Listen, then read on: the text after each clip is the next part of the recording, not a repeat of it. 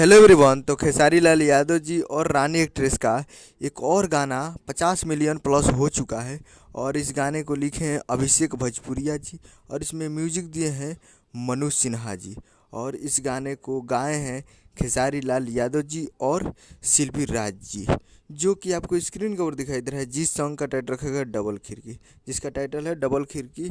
और ये full video song बहुत दिन पहले इसको रिलीज़ किया गया था, 1 डेढ़ महीना पहले, और ये करीब 50 मिलियन प्लस हो चुका है और 33 नंबर टॉप म्यूजिक पे है अभी। तो 33 नंबर पे टॉप म्यूजिक पे ट्रेंड कर रहा है और करीब 6 लाख इस पे लाइक है और 31,000 इस पे कमेंट है।